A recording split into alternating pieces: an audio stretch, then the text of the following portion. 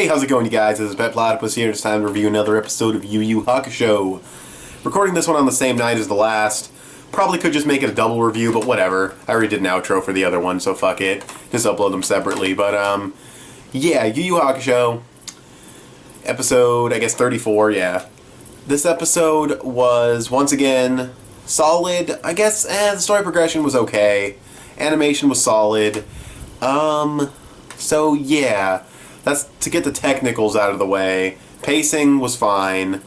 Like I said, animation solid, and the story progression was okay-ish. I'll talk about that in a second in like detail, but yeah. So, the actual episode itself. Kuwabara has this dream, and we don't really know what, well, he said it was about, you know, the next fight, but we don't really know the specifics of the dream. And we have the other team, the dude, the doctor dude with all the fucking dudes with the weird, like, wires and shit. And, what we end up finding out is that the dream that Kuwabara had was about them. He saw, like, their past, because, you know, spiritually aware and stuff. He saw how their master was dying, and how they didn't have the money to help him, and this doctor shows up, and he's like, hey, how's it going, guys? I can help him out if you, do a little, experiments with me, you know? I mean, you keep your bodies, don't worry, but, yeah. So that's not fucking totally untrustworthy or anything, but they were desperate, so they did it, and now they're fucking weird zombie guys. Not really zombies, but yeah. They're obviously under his control. So, you know, cool little backstory for them. Kind of tragic, fighting against their will. That's cool. They got character development. That's nice. We get Kurama and Hiei, who do not join in the tournament. They actually fight a couple of those guys outside of the ring, which is interesting. And what ends up happening is they go at him, right? The one dude rushes, and fucking Hiei and Kurama they just fucking rape this guy. Like, it's brutal. Like, it's just like whip and sword, and he just falls apart. And the other guy's reaction was funny as fuck. Just the way he delivered the what the hell. Like, that was like, I can't even recreate it. It was just, dude gets cut to pieces, and he's like, what the hell? Like, it was just fucking funny as fuck. I don't know, it probably wasn't even meant to be, but that was really funny. He ends up bringing out this cyborg ninja, or ninja, whoa, whoa, whoa, whoa, cyborg ninja, Metal Gear Solid? No, hold on, let's take a step back. Cyborg demon, which the very concept of a cyborg demon is absolutely epic, so props to the Togashi for that, but yeah, it has like stretchy arms and it's slamming them around the forest, but what ends up happening is, it's too hard to actually break, you know, with your sword or whatever, but if it hits itself, it breaks, a little hole in it, sends the whip in.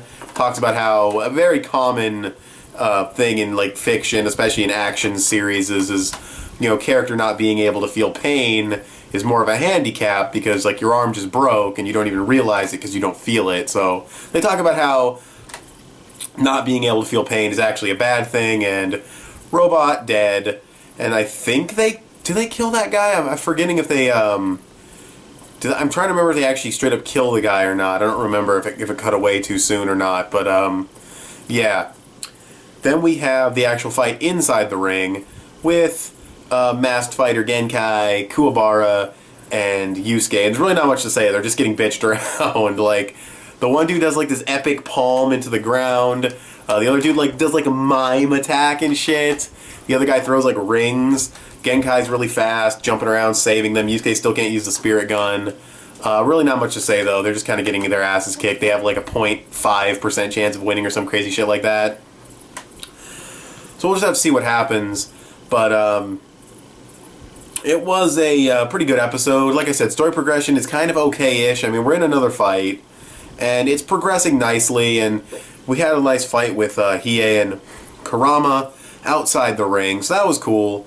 And the last thing, I didn't say this yet, yeah, because I was going to talk about this in detail. We get, what's his name, Koenma. He shows up in his epic fucking, like, adult mode with the fucking binky. It's the best. But, so he's rocking the pacifier, the binky, and he walks up to Yusuke and he basically says, the spirit egg is ready to hatch. And I'm like, he destroyed the spirit egg and to save Keiko. What the fuck are you talking about? And what he ends up saying is that, no, that was all part of the test. You know, the egg is safely with me. You just released some of its energy. and it's been feeding off you this whole time.